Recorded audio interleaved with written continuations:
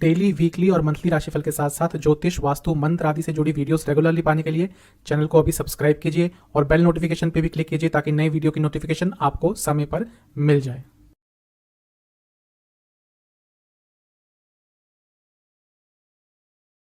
ओम गणेशाय नमः। ओम नमः शिवाय। मैं निखिल ज्योतिष आचार्य आप सभी का मेरे चैनल पे पुनः स्वागत करता हूं। आशा करता हूं आप सभी स्वस्थ होंगे। महादेव की कृपा आप सभी पर सदैव बनी रहे। यह वीडियो है मिथुन लग्न या राशि के लिए 29 तारीख को होने वाले शनि महाराज के राशि परिवर्तन के बारे में।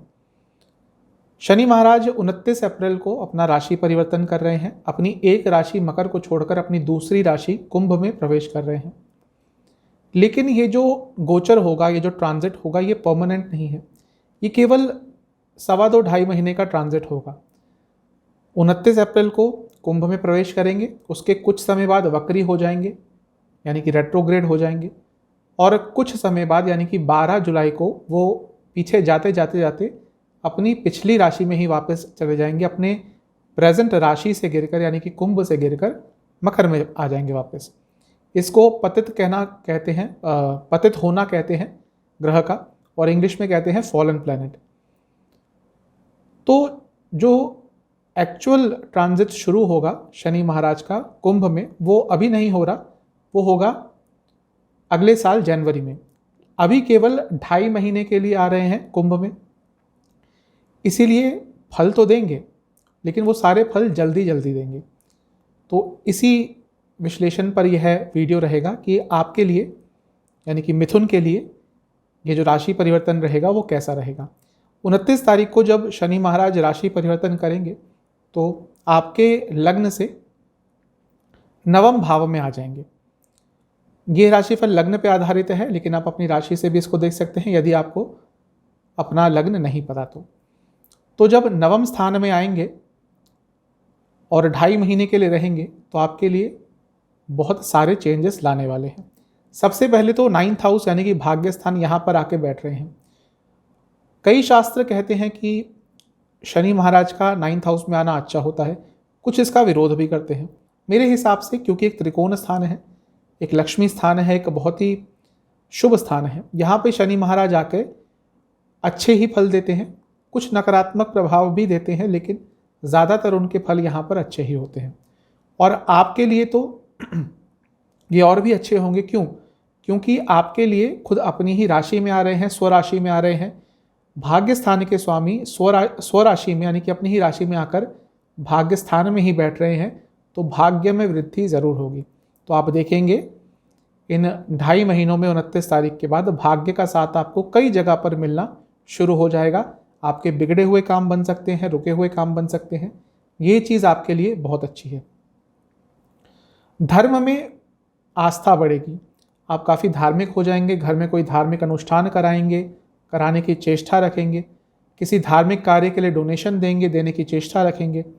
साथ ही में किसी धार्मिक क्षेत्र की यात्रा पर भी आप जा सकते हैं, और बहुत ही ज़्यादा ये प्रबल इच्छा रहेगी आपके अंदर कि किसी धार्मिक क्षेत्र में जाएं। समय आपका अच्छा रहेगा क्योंकि भाग्य स्थान है। लक्ष्मीवान भी होंगे यानी कि लक्ष्मी की प्राप्ति भी होगी। 5 और 9 ये दोनों त्रिकोण स्थान है, ये लक्ष्मी स्थान भी कहा जाता है। ये डायरेक्टली पैसा नहीं देते, लेकिन धन की वृद्धि कराते हैं, धन के सोर्सेज बढ़ाते हैं। तो आपकी इनकम के सोर्सेज बढ़ेंगे, धन के सोर्सेज बढ़ेंगे। फैमिली प्लानिंग के लिए अच्छा समय है। जिन दंपतियों को शिशु नहीं हो रहा, उनके लिए कुछ ना कुछ पॉजिटिव खबर, कुछ ना कुछ पॉजिटिव डायरेक्शन प्राप्त हो सकती है। लेकिन इसका कुछ नेगेटिव इफेक्ट भी होता है। नवम स्थान में बैठा शनि अंग में विकार देता है। शास्त्रों में यही शब्द यूज़ किया गया, अंग विकार।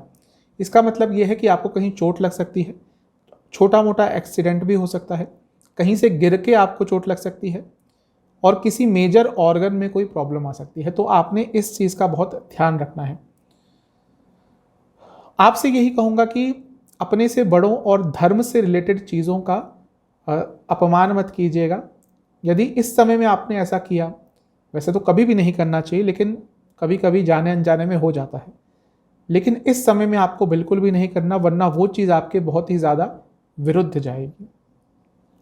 आपकी थिंकिंग कैपेसिटी बढ़ेगी, आप बहुत सारे नए आइडियाज़ आपको आएंगे जिनका आपने यदि प्रयोग किया तो आपके लिए बहुत अच्छा रहेगा।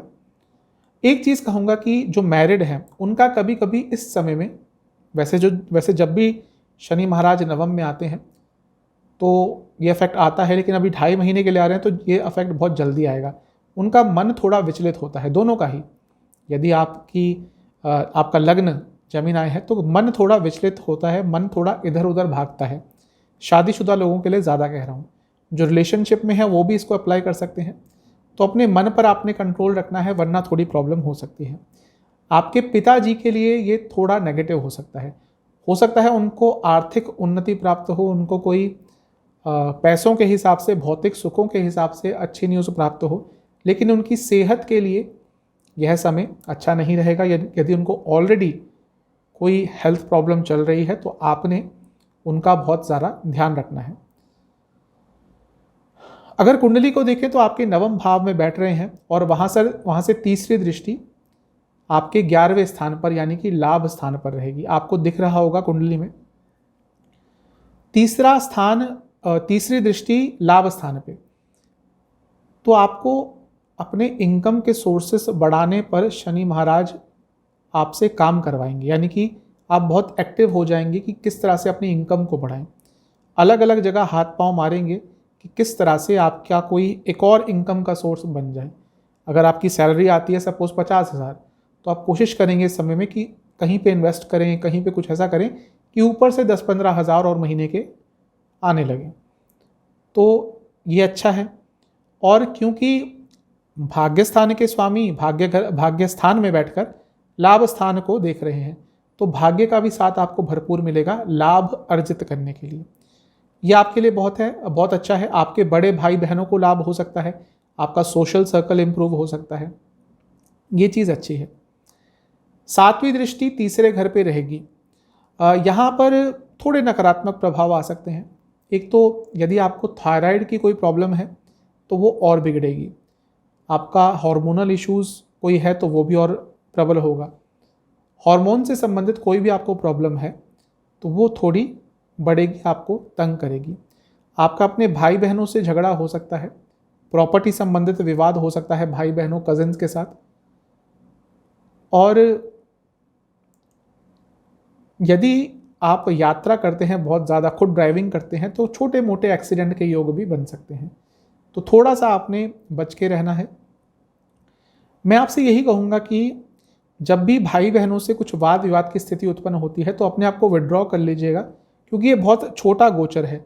हो सकता है आपका वाद विवाद हो, तब गुस्से में कुछ ऐसी बातें निकल जाए मुंह से जो आप कहना नहीं चाहते हो, वो बात जो शायद बहुत आराम से सॉल्व हो जाए, गुस्से के कारण राई का पहाड़ बन सकता है। क्योंकि बहुत छोटा गोचर है, 2.5 महीने का ही है। शनि महाराज एक राशि में 2.5 साल रहते हैं, लेकिन अभी सिर्फ 2.5 महीने के लिए आ रहे हैं। तो अवॉइड कीजिएगा, जितना आर्ग्यूमेंट्स को अवॉइड कर सकते हैं उतना अवॉइड करना है आपने। शनि महाराज की 10वीं दृष्टि छठे घर पे रहेगी। यहाँ पे शनि महाराज की दृष्टि होना अच्छा होता है, क्योंकि अपनी ही राशि में है। यदि आपके कोई कोर्ट कचहरी के केसेस चल रहे हैं, कोर्ट कचहरी का मामला चल रहा है, तो वो आगे बढ़ेगा, उसमें आपको सफलता प्राप्त होगी।